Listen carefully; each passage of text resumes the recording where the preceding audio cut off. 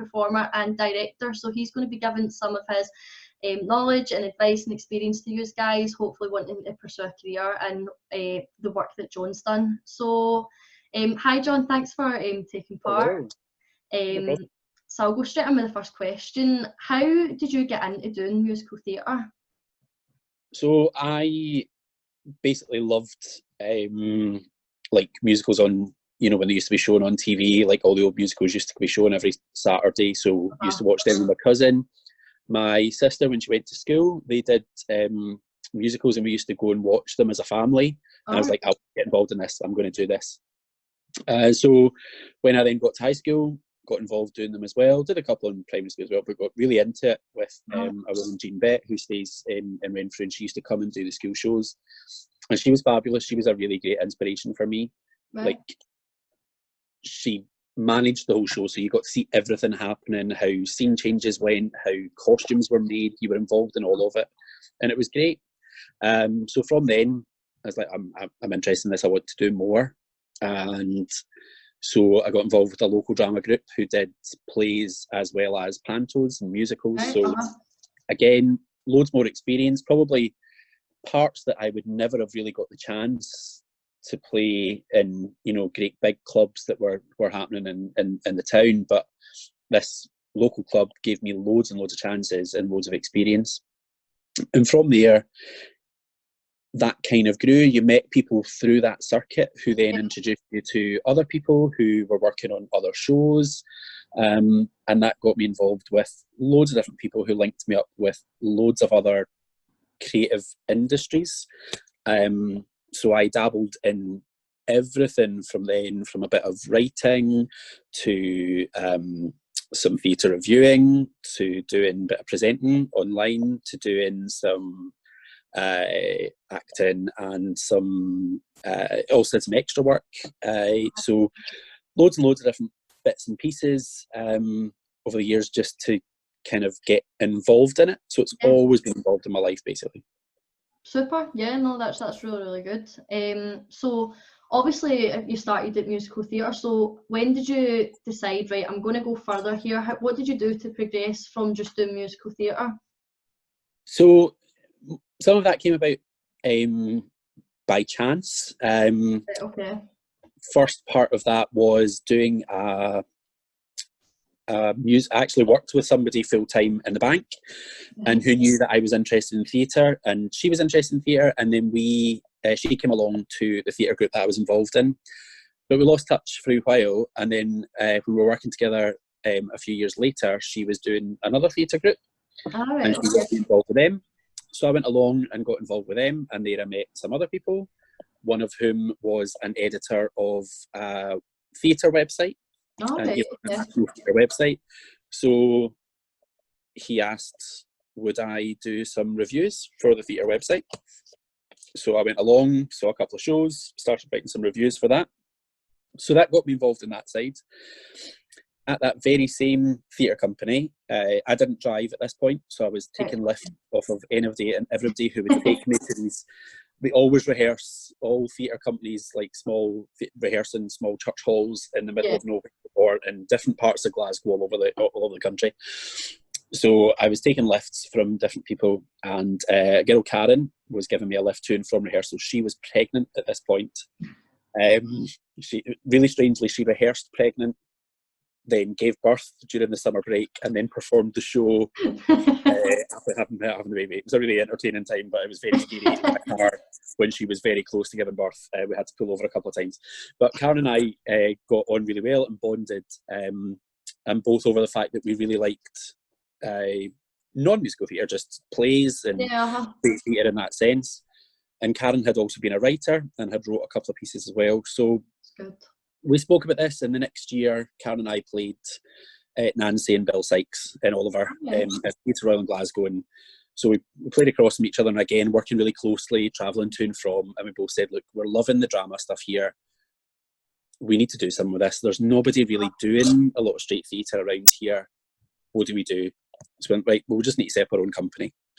And for most theatrical people, creating your own work is your own way to get work. You know, Yeah, there's not a lot of huge work out there, and you'll find most people who are doing it, particularly when you go to things like the Fringe or places like that, it's people who've created their own work that are there. So that's what we did. Karen and her niece, Cherie, and I set up a company called Punch Productions, and we were so convinced we were going to be doing these really serious, dramatic theatrical pieces. And to make some money, we started by doing an adult panto. Right, okay. So we did that, and they were a great success. The first kind of straight play was a success, but didn't go quite as well, didn't make us quite as much money. So the adult panto became a staple, and it ran for a number of years. We did some comedy sketch shows, so we were nothing like what we thought we were going to be when we set up. Yeah, complete opposite. But yeah, we did work that kept us going, and we worked for a number of years doing different pieces, and eventually a play that Karen had wrote in a series of circumstances that we needed a play very quickly because the rights for the play we were going to do got pulled. Oh, right, okay. Wrote us this really interesting play called Say You Love Me, and that kind of became our staple for a while, and we then got the opportunity to take that to New York. Wow. So we performed off-Broadway with Say You Love Me as part of the Paisley 2021 City of Culture. So we were part funded by the council to do that, and went over. We dealt with a producer over in New York and performed in the duplex over there, which was a brilliant experience. So yeah, at that point I decided, right, this is it, it's all happening. So I quit my full-time job, decided, you know, I've been overperforming in New York, everybody's going to want to work with me now. Yeah. And then decided I was going to go freelancing. So that didn't really work out well, so started taxi driving to try and keep some money coming in because it was flexible, you could choose your hours, and did as much freelance work as I could. But what it turned out was I was doing probably the same amount of freelance work as I was doing before I quit my full-time job. Really? So yeah, so I realised quite quickly that the freelancing part of it, scrabbling to try and make the money, wasn't really where I was going, and that I wanted to do it. Like kind of take the enjoyment out of what you actually have passion for in the first place. The business side of it, the tax planning, all of that stuff, it was really stressful. The searching for work, the trying to sell yourself, and that's not an easy thing to do. Like, I could easily extol all your virtues as a musician and share your work and say how fabulous you are, but it's different. You probably wouldn't do that yourself. No. And it's harder, so it's much easier if someone else is selling you, but when you're a solo freelancer, I didn't really have that mentality to just keep going out and selling myself all the time. Right, So that was difficult. So what I found was where I was directing for some local amateur clubs, it meant that I could still do the work that I wanted to do. It wasn't an income that was going to support me full time, but it meant I could still have that creative outlet, still work creatively, but with a structure if I had a full-time job alongside that. So about finding the balance for you as a person and what kind of person you are. Some people are really that, they're quite willing to just go, I can make this money last until I know the next paycheck's coming. Karen that I spoke about, my colleague, she quit her job a good number of years ago, and she's been full-time freelancer for more years than I was, and she's been doing great. She's got a regular income with that. She's found work that she's doing. Again, it's not regular as in she knows it's definitely coming, but she's managed to get some work. But she's got her writing skills. She's put it all together as a package and used all of her previous experience from social care and all that kind of background to create projects that she can then get funded and get work. That's probably the most difficult part about it, is getting funding for your work and getting your projects to actually happen and pay for themselves. Yeah. No, you made a really good point there, and I just want to kind of say again, like, about if you can go out and you can have a career, like, solely just doing music, acting, art, whatever it is, perfect, right? Good for you. But the majority, the case it is nowadays, as there's just so many people out there that do creative arts, even though we're still wanting more people to come in, there is loads of people there, and it's sometimes impossible to just get work constantly. So you do need to analyse it and go, right, so do I maybe just need to do a wee like cafe job at the weekend to keep me going as well, or do you know what I mean? Yeah, it's finding that balance and finding something, a job that will also support what you want to do in that way. In a sense, obviously the people that I work with, doing the amateur clubs and doing different bits and pieces, musical directors have came from backgrounds who are full-time musical lecturers, or they're music teachers, or some of them, one of them's a scientist and works, full-time as, so their jobs are all different backgrounds, but they've trained creatively to do what they want to do, and they still do that in different outlets in whatever format. Same choreographers, they could run their own dance school, in one case, or they're full-time, again, freelancing, doing different pieces of work during the day, teaching Zumba classes, running kids dance classes, doing all sorts of things to keep them going on a freelancing basis. So yeah, it's finding what is going to work for you as a person. I think going into the creative arts and thinking you're going to do it full time, it's a very brave move. And as everyone will probably tell you, have some kind of backup plan, have something there so that you know what's going to happen. I think unless you're going into like teaching, or you're going to be secured a job within like events or that sort of side to creative arts, but definitely with like acting, freelance, being a freelance musician and that, as you said, you just need to be prepared to have other options there as well as still doing that. Yeah, and it does mean you're probably grafting more than other people are. You're not just working a full-time job, you're working full-time job and maybe another full-time job on top of that. But if you enjoy creative arts, then that's what you're going to do, but you'll get enjoyment out of it. So that's why we do it. It is long hours once it comes to like show weeks for me for the amateur clubs. These are, the lead up to that month becomes manic with loads of extra rehearsals.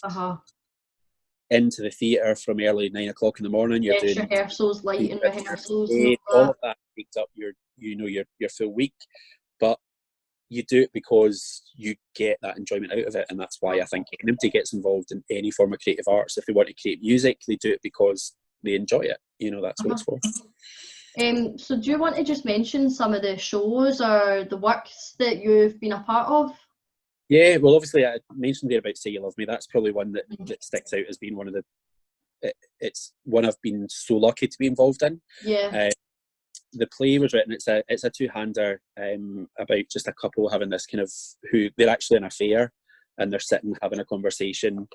And it's a beautiful piece, and it was written originally for myself and Karen to play the two leads. I've then done that since, when Karen made a couple of tweaks, literally changing the names of the characters in 2 lines in the whole play, and it then became For Two Men, and I switched and played the role that Karen originally played, and we brought another actor, Roy, who played the part that I had originally played, and did that as a story of 2 men who'd had this affair. And it was, again, really interesting, and Karen's used that a number of times since. So that was a fabulous piece to be involved with, and still, hopefully, once all this finishes, I'd love to have another shot at playing either of those roles again. So keep your eyes out for it. But yeah, I've been directing for years now, which is quite scary, for loads of amateur clubs, and it's been great. There's a whole wealth of people who work full-time jobs and want to be actors and want to be musicians and want to be singers, and these extremely talented people have been a joy to work with over the years. I work with at the moment a club called Eros, who are based in East Glasgow, and another club called Theatre Guild, who unfortunately their show, which was due to happen in October, has been postponed due to the current situation, COVID.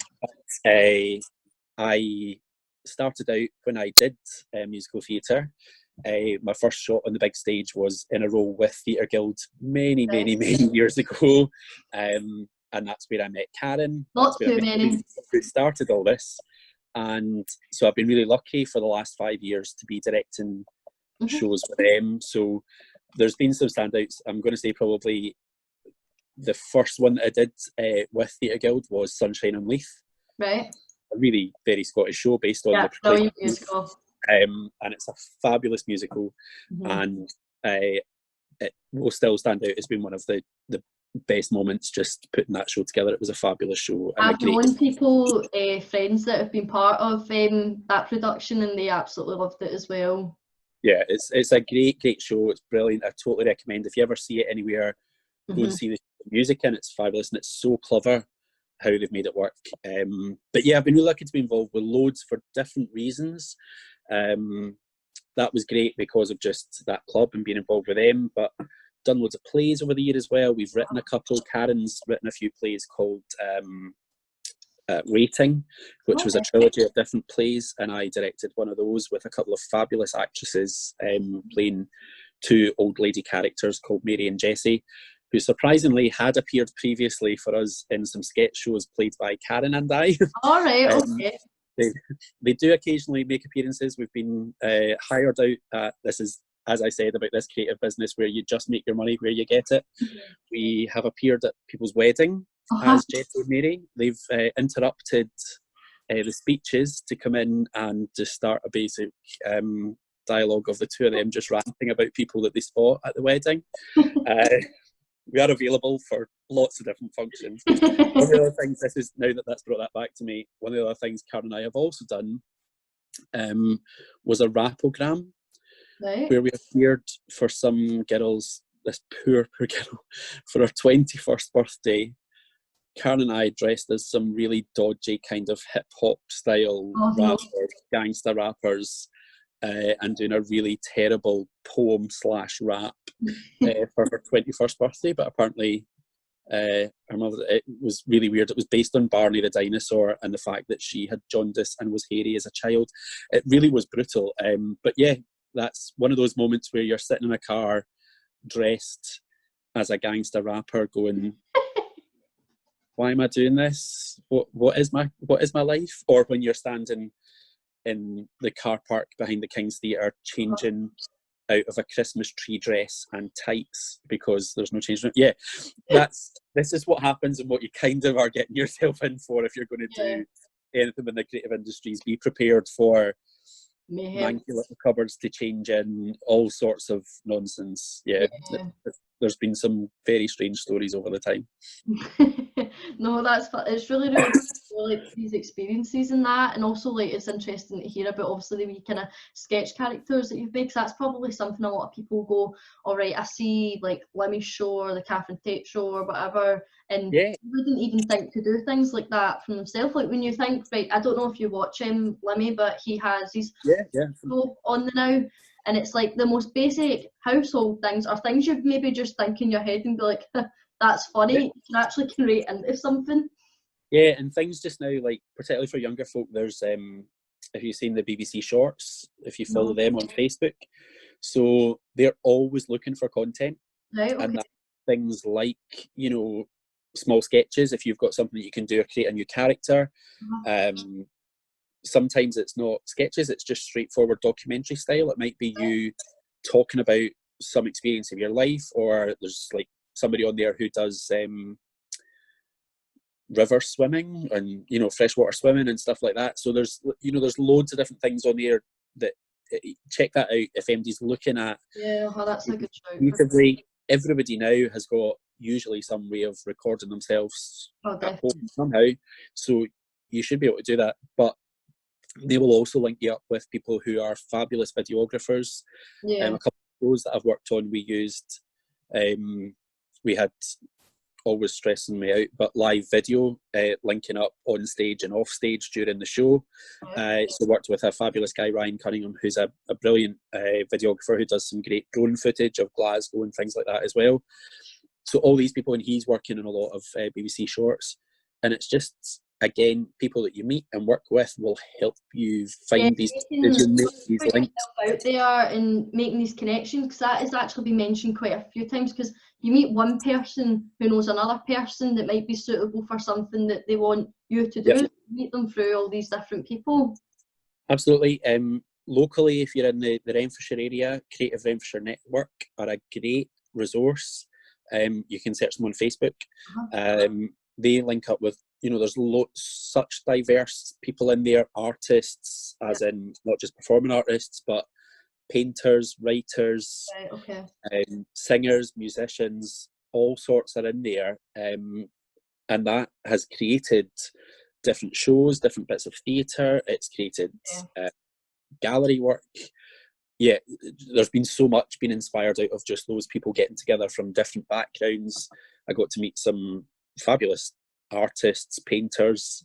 Yeah, it's a really interesting way to get linked. Obviously, you've mentioned a few platforms already which are fab for people, and definitely, even if people aren't wanting to go in and get about it just yet, they should go on and just have a look at these pages and see what's look them up, see what's out there. If it gives them any ideas for stuff that they might want to do that they don't already. Is there any other is there any clubs, like maybe probably local to Glasgow in like Renfrewshire, any clubs or any like online other platforms you could recommend? Yeah, for young people, if you're looking at kids wanting to get involved in theatre, ideally what you want to do, I would say, is go to one of the kind of stage school around here, and there's some fabulous people who have different stage schools that do all sorts of different types and levels of training. Right, okay. Rainbow, out in the kind of Bearsden, North Glasgow area, there's a company called Rainbow, RAENBOW. They're fabulous. They do great stuff for kids up to the age of, I think, 18. Right. So they take up quite a wide age range, and they're fabulous. They're really, really good, really supportive company. So yeah, I would totally recommend them. Locally in the kind of Renfrewshire area, Stage Avenue, Sparkle and Shine, these are great for kind of younger kids to go out and link up with. These are great up and coming stage schools with some great people involved in them. For adults, I would suggest getting involved with amateur theatre. That's what it did for me. If you want to move on from there, you learn from people while you're in there. I've been really lucky.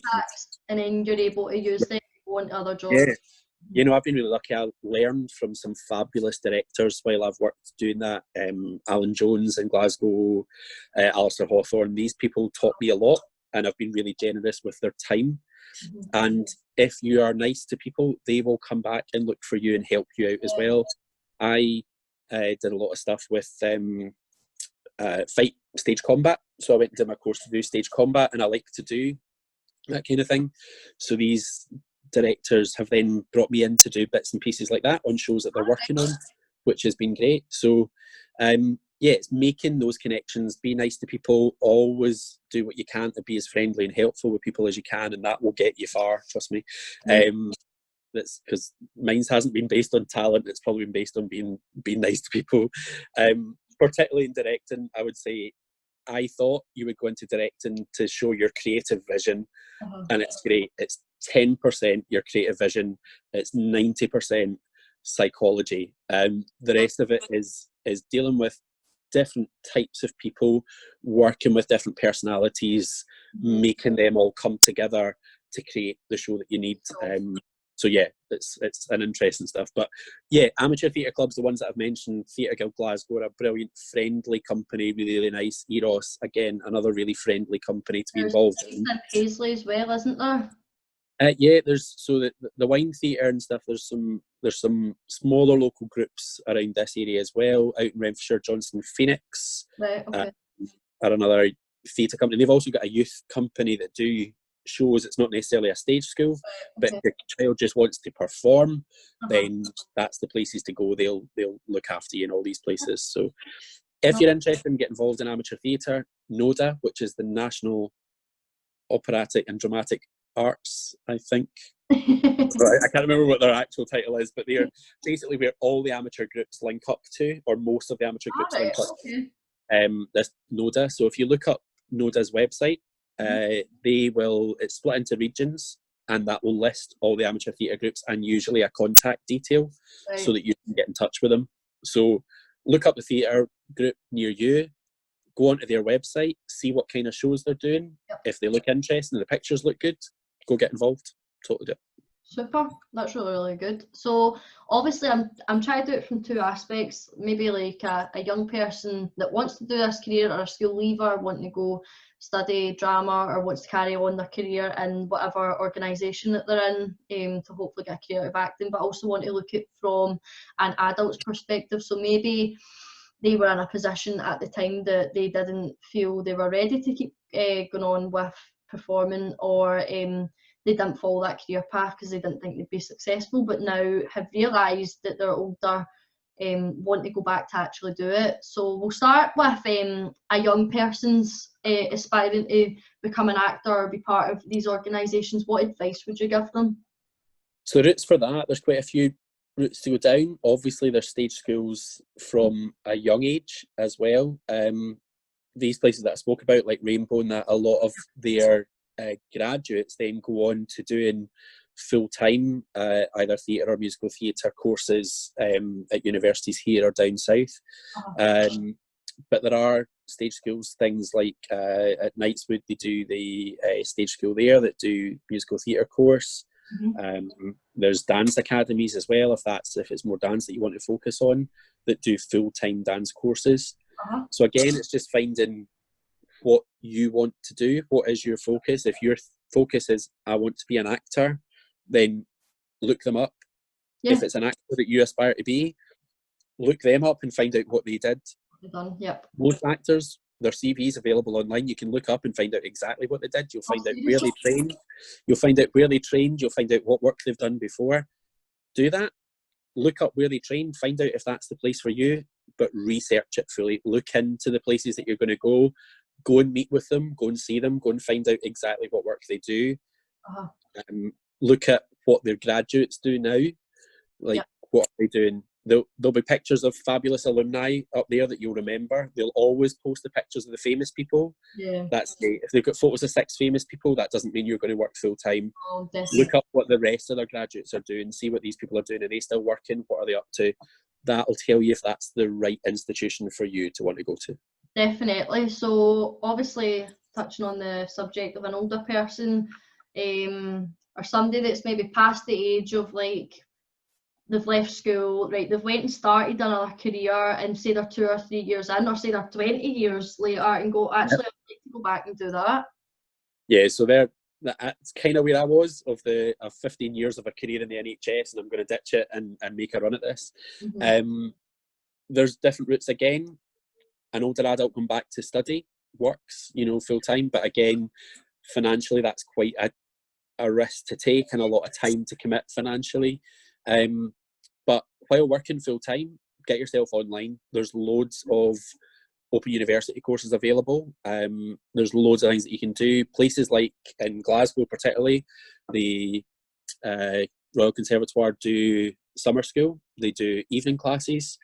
So there's loads of things available. There's loads of local theatres like the Tron and the Citizens that offer classes that you can get involved in, and that gives you a route into seeing, do I really want to get involved in this? Do I want to spend this and do this full time? So that's where you'll find out, is this the thing for you or not? Just lastly, I've been speaking to people today about, like, voluntary work. Do you think it's beneficial for people of all ages, regardless whether it's being a young person or an older person, even if they are already done stage performance or whatever, and they want to just get more experience, to shadow people? Is that something? I basically saw, me doing some of the shows that I did was working with directors so that I could see what they were doing, and people are happy and are generous with their time. People have asked me, can they shadow me? And I'm always happy if the theatre company's happy to allow people to see what I'm doing, to help them out, to show them how to write a lighting plot, to, all the bits and pieces that I probably didn't know when I first started. I'm happy to share that knowledge. It's, if you go and ask people, they'll probably give you a bit of help, particularly in the amateur theatre companies. They'll take you because they need help and they can't afford to pay everybody. So if you can come along and offer them some help, they'll do what they can in return when they can't pay you. So you'll learn technical skills, you'll come along and show week, and you'll see exactly how a theatre runs. You'll work with the theatre professionals, you'll work with the lighting designers, the lighting technicians, and see how all of that functions if that's the stuff you want to learn. We also, things like makeup artists, a lot of people wear their training, we use them to come in. They get their hours for college by doing specialist makeup for a show. We get somebody coming in to do it for cheap, so it's you start doing a bit of bartering system until you've built up the experience to then go out and earn on your own. No, brilliant. That was really, really good. So thanks, John, for coming on and sharing your views. And I'm sure if anyone has any further questions, you won't mind if they were to contact you. So you can contact me, and if I can give you any help or point you in the right direction. I'm not out here doing it full time as a freelancer. I'm doing bits and pieces because this is the way it works for me. But I know some people who are doing it, and I can hopefully point you to somebody that will be able to help you. There's a whole community of people out there for each subject that I've spoke about today. So just, if you're too nervous to contact these guys directly, contact me and I can get us in a group and introduce everyone. So absolutely. But thanks for that, John. Really appreciate it. Thanks.